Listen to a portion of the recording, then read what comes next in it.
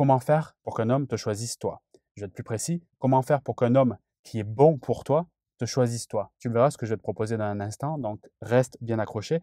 C'est une méthode un peu bizarre ou étrange si tu n'as pas l'habitude, mais qui a au moins le mérite de faire une différence avec les techniques qui sont souvent des erreurs qu'on va voir dans un instant, qui t'amènent à ta perte, c'est-à-dire à ta solitude, voire même qui entraînent encore plus d'aigritude. Avant de te partager cette méthode clé, voyons rapidement, je fais un tour de ce qui ne marche pas, clairement. Quand tu as un homme en tête, et c'est justement ça le problème, c'est d'avoir une fixette, on va l'appeler comme ça, une fixette stressante et qui devient oppressante par rapport à un seul homme.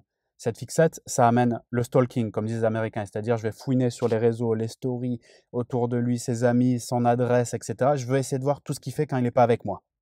Ça, c'est la conséquence de l'anxiété de ne pas avoir la relation, ou bien de projeter sur lui que c'est lui, c'est lui, c'est lui, et donc je vais faire, entre guillemets, des conneries. La deuxième conséquence de cette fixette sur un seul homme, cette fixette stressante, c'est de lui courir après, littéralement, de lui envoyer des tas de SMS par jour ou par semaine, même si tu essayes d'être subtil dans tes SMS, on va le voir dans la méthode que je te propose aujourd'hui, la vibration n'est pas alignée entre le super message optimiste et la peur de le perdre. Donc forcément, c'est ça qui transfère l'énergie en lui et qui le fait fuir, si tu veux, d'une façon ou d'une autre. Donc, lui envoyer plusieurs SMS, des appels, des propositions de rendez-vous, même s'il ne m'a pas répondu ou même s'il m'a dit non, ces propositions répétitives sont clairement contre-productives, c'est-à-dire qu'elles l'éloignent l'objet de mon désir, c'est-à-dire cet homme.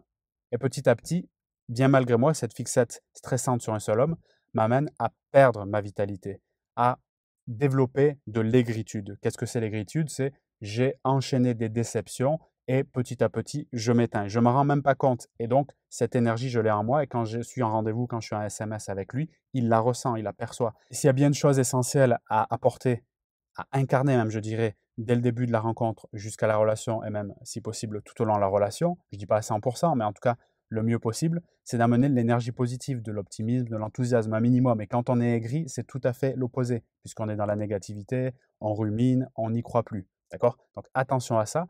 Et c'est aussi la solution que je te propose maintenant dans cette vidéo, une façon de détourner ou de modifier cette énergie que je vibre. Je vais reprendre ces mots.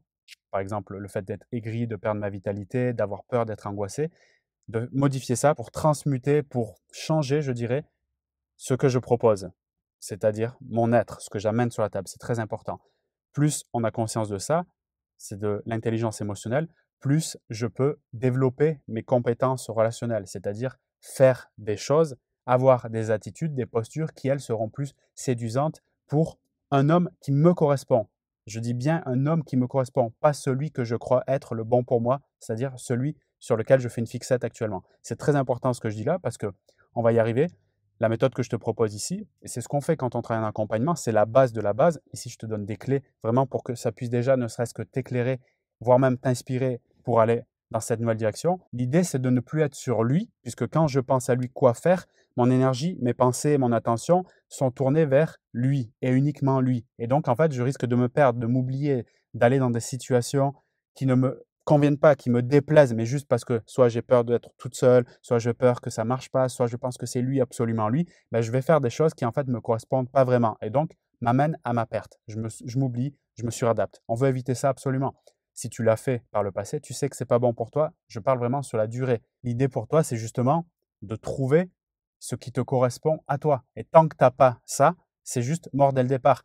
Et la méthode que je te propose ici, c'est non pas de faire des choses vers lui, mais de retourner un instant dans une phase introspective à l'intérieur de toi et de trouver la bonne température. Et oui, le problème qui fait que tu n'as pas la relation que tu veux, si tu ne l'as pas encore actuellement, c'est que selon moi, il y a un réglage interne qui n'est pas aligné, qui n'est pas cohérent. Parlons d'un réglage de thermostat. Imagine cette idée, si tu as une douche chez toi, un bain, ou peut-être tu l'as eu dans un hôtel, où tu peux régler la température. Je te demande maintenant là, de te concentrer, et quelques minutes qui arrivent encore plus. Si tu es en train de faire quelque chose, fais une pause et demande-toi quelle est la température idéale pour toi quand tu prends une douche, par exemple. Tu verras qu'il y a, si tu as eu un thermostat un jour, mais tu peux l'imaginer, une température qui est juste parfaite pour toi. C'est mon cas. Je le sais, pour ma part, moi j'aime vraiment le chaud, pas brûlant, mais le chaud. Je sais qu'il y en a qui aiment le froid. Donc chacun est différent. Pour moi, je sais que ça se rapproche des 28-30 degrés. C'est la température dans laquelle je me sens vraiment le mieux. Donc je fais un lien entre température choisie, 28-30, on va dire 30 pour simplifier, et le sentiment de bien-être, d'enthousiasme. Juste en fermant les yeux maintenant, en imaginant cette température sur moi dans la douche, je me sens juste bien. Donc, tu vois, il y a une montée d'énergie positive, une sensation de bien-être à l'idée d'être sous cette douche avec cette température précise. Tu vois, par exemple, fais le test aussi chez toi maintenant. Si je pense là à l'eau, par exemple, à 20 degrés, je sens qu'intérieurement, j'ai une tension, une résistance. Peut-être ça peut même se voir physiologiquement. Calibre, c'est-à-dire observe mon non-verbal. Quand je pense, je le fais volontairement quelques secondes et fais pareil. Pour ma part, hein, c'est mon exemple perso, 20 degrés. Ouais, tu vois, je sens, j'ai les yeux qui tremblent, c'est bizarre, j'ai même eu froid aux mains, tu vois. Je ne suis pas à l'aise. Et si j'imagine, pareil, fais l'exercice, une température nettement plus chaude, brûlante, ben, je ne suis pas à l'aise non plus. En tout cas, je le sens. Ce que je veux t'amener à faire avec tout ça, avec cette méthode, c'est de comprendre que quand ça bloque sur le quoi faire, que tu as essayé des tas de choses, je t'ai donné des exemples, stalker, courir après, envoyer des SMS, faire des propositions, etc., et que ça ne marche pas, il y a un moment donné où tu dois faire autre chose. Et non plus faire, mais incarner, aller chercher en toi, dans ton identité, dans ta vision, ce qui est cohérent avec toi-même. D'accord? En fait, il est possible, sans que tu t'en rendes compte, que tu es en train de te doucher dans une température qui n'est pas la bonne pour toi. D'où le fait qu'il y a cette résistance. C'est très simple à voir. Je te donne un exemple vraiment personnel. Essaye de voir ce que ça fait pour toi. Il y a quelques années, tu sais, on avait eu la maladie en 2020 qui nous a amenés à être enfermés pendant quelques mois à la maison. Pour ma part, à partir, je ne sais plus quelle était la date, mais juin, un truc comme ça, juin 2020, j'en avais assez, et je travaillais énormément à cette époque, de nombreuses femmes que j'ai accompagnées peuvent le témoigner ici. J'en avais assez d'être à 100% sur mon ordinateur, le téléphone, etc., parce que je faisais que ça, littéralement, jusqu'au dimanche, quasiment nuit et jour. Pas trop tard la nuit, mais je faisais que ça. OK? Et quand il y a eu la possibilité de sortir, c'était une libération. Peut-être tu l'as vécu comme ça. Moi, ce qui s'est passé pour moi, j'avais une équipe, une bonne bande de potes avec lesquels on sortait juste tous les jours. Et donc, la température que je m'étais fixée, comme ça un peu naïvement ou sans trop réfléchir, et c'était mon erreur, c'était faire de nombreuses rencontres, voir littéralement plein de femmes et m'amuser. Donc, jour et nuit, on sortait quand je finissais de travailler. C'était clairement mon quotidien. Donc, il commençait à faire bon. J'étais à Montpellier à cette époque, avant l'été. Et je me rappelle que ça marchait. C'est-à-dire que je faisais des rencontres. Il y avait un truc intérieurement qui me disait, je l'analyse un peu après, hein, que ça collait pas. C'est-à-dire que ça me faisait pas vibrer. C'est très important cette conscience émotionnelle. C'est-à-dire que je ressentais pas d'enthousiasme, de chaleur, comme je le fais d'ailleurs là, tu dois le sentir quand je parle. En tout cas, moi je le sens intérieurement. J'ai cet enthousiasme, j'ai envie de partager. Là, c'est monté au bout de quelques minutes. C'est souvent ce qui m'arrive d'ailleurs quand je fais des vidéos. Et j'avais pas ce truc-là. J'étais un peu comme ça. Regarde, je vais le faire. Le thermostat que je m'étais fixé, c'était faire des rencontres. Et le ressenti intérieur, c'était comme ça. Ouais, OK. Bon, on va faire des rencontres. Alors que je sortais d'un confinement, c'était juste la folie. Tu avais juste envie de bouger, faire des trucs. Et je le voyais dans les yeux de mes potes qui, eux, avaient cet objectif, mais qui étaient vraiment éclairés par l'objectif. Donc, j'ai fait ça pendant quelques semaines, quelques mois. C'était assez fatigant. On s'est beaucoup amusé parce qu'on est sortis, il y a eu des rencontres, des discussions. J'ai appris plein de choses. J'adore l'humain. De ce côté-là, c'était bon. Mais sur la partie relation, là, je parle vraiment relation, faire union, il y a un truc qui collait pas. Alors, j'en ai fait part à un de mes potes. Je me suis confié après à moi-même, je me suis posé, je dis que je vais arrêter, parce qu'on sortait tous les soirs, je vais arrêter quelques jours. C'était difficile parce qu'il commençait à arriver l'été, il faisait chaud, moi j'adore l'extérieur, je suis extraverti, j'ai besoin de soleil. Et j'ai fait je pense que c'est le meilleur choix de ma vie, en tout cas de ces dernières années, j'ai fait une pause. Et qu'est-ce qui s'est passé? Je me suis juste remis à jour la température qui était la meilleure pour moi. En gros, parler de ce qui peut être cohérent, limpide par rapport à vraiment qui je suis dans l'instant et par rapport à ma vision d'avenir. Et là, j'ai juste reformulé, c'est changer la température, ce que je t'invite à faire. J'ai plus dit j'ai besoin de faire des rencontres, j'ai envie de voir des femmes, du monde et tout ça. Je sentais que ça collait pas. Et je me suis dit, mais en fait, c'est quoi? C'est quoi qui, toi, te met en bien-être? C'est quoi qui te met en chaleur? Dans le sens température pour l'analogie. Et en fait, à ma plus grande surprise, et ça fait à peu près 5 ans que j'avais pas dit ça, puisque ma dernière grande relation, elle était jusqu'en 2015. Donc ça fait 5 ans, j'ai énormément, moi ce que j'ai fait en priorité, c'est développer cette activité, le truc dont je suis le plus fier depuis ces 10 dernières années. Et qu'est-ce que j'ai fait? J'ai juste évalué quelle était la meilleure température pour moi. Tu vois, c'était pas assez chaud faire des rencontres, c'était peut-être mon 28 ou 30 degrés comme on dit tout à l'heure, là j'étais peut-être à 22, c'était un peu froid pour moi, pas chaleureux. J'ai remonté en changeant les phrases, et là, pense à ta situation. Je me suis dit, mais est-ce que je me vois en couple? Et ça commençait à monter. Bizarre pour moi, qui pendant 5 ans, j'étais pas dans ce délire-là. Est-ce que je me vois dans les bras d'une femme, vivre avec elle, construire un projet. Et là, la température commence à monter. Et c'était bizarre d'ailleurs parce que je me suis dit, mince, ça y est, j'arrive à régler mon thermostat tout seul, sans mettre la technique de comment séduire, comment réussir ce rendez-vous, comment faire en sorte qu'elle ait des papillons dans le ventre quand elle me voit, etc. J'étais dans ce truc-là.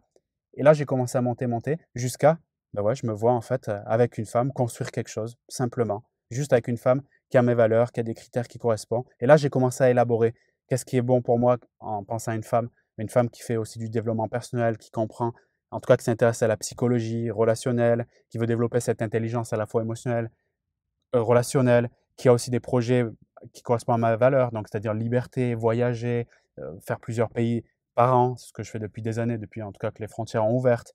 Tous ces trucs-là, c'était très spécifique, mais, ou plutôt, et ça touchait à ma température idéale, c'est-à-dire mon 30 degrés quand je vais dans la douche. Là, j'ai commencé à avoir chaud et j'ai rien fait. Tu as compris par rapport à la question d'aujourd'hui, comment faire pour qu'il me choisisse? Comment faire pour qu'elle me choisisse? J'ai rien eu à faire. Ou bien, c'est-à-dire, j'ai rien eu à faire par rapport à la personne ou penser à telle ou telle personne. Je suis sorti de ce truc-là. Je me suis posé la question, OK, l'identité que j'ai, mon profond être, qu'est-ce qui est bon pour lui? C'est-à-dire, qu'est-ce qui me réchauffe quand je formule la phrase? Parce que c'est clairement ça.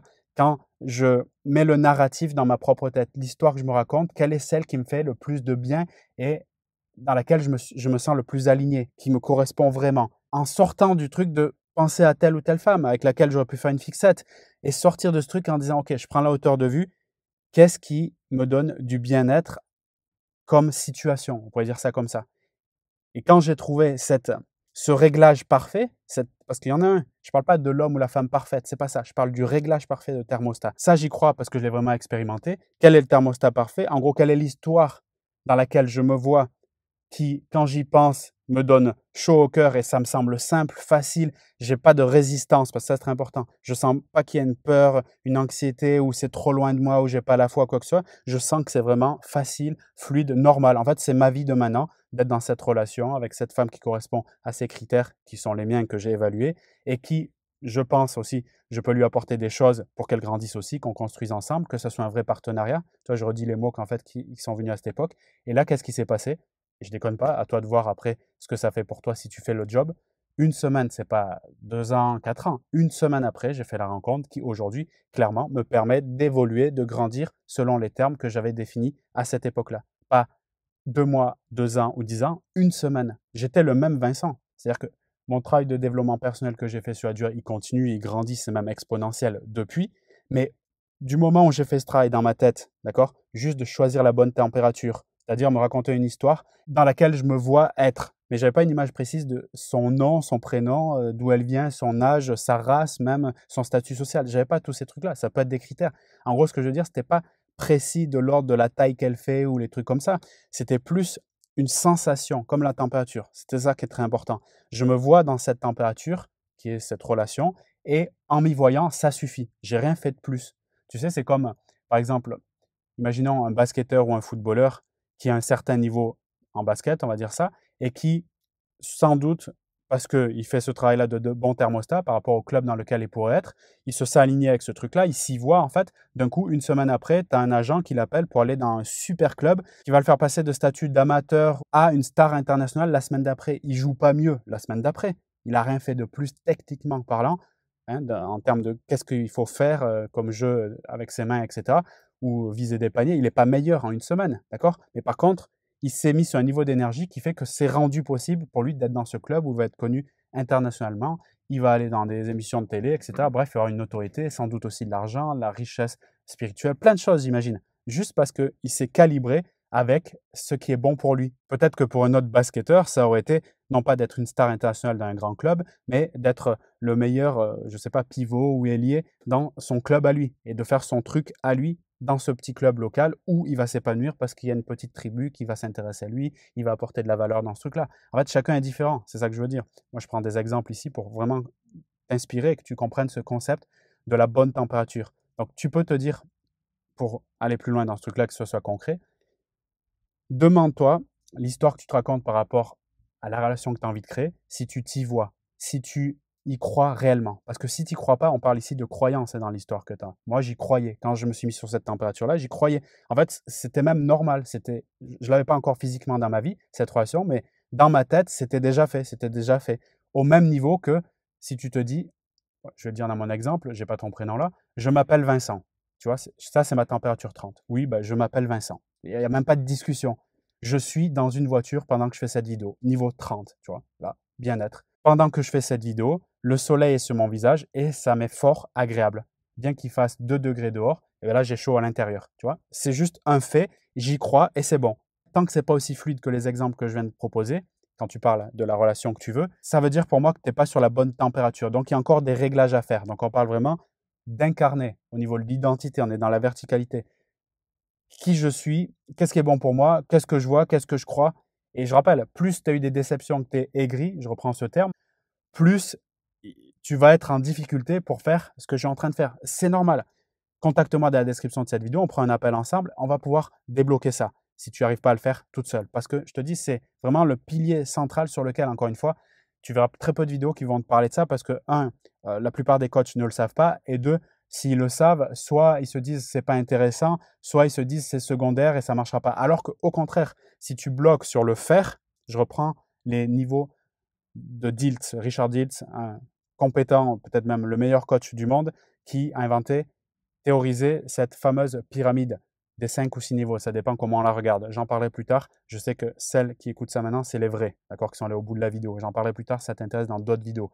Mais quand tu fais du coaching ou quand tu veux aider une personne à grandir, tu peux le faire en autonomie avec toi-même, tu dois comprendre un truc qui est très simple, c'est si tu bloques dans le niveau du faire ou des compétences ou des capacités, le comment, ça veut dire que le problème, il n'est pas dans comment faire, trouver une autre méthode dans le faire, c'est-à-dire la technique, par exemple, de séduction, c'est plutôt regarder au-dessus, donc en dessus de la pyramide, et débloquer le niveau du dessus, qui serait, en l'occurrence, ici, la partie sur les croyances, sur les valeurs, sur l'identité, même sur le positionnement dans le monde.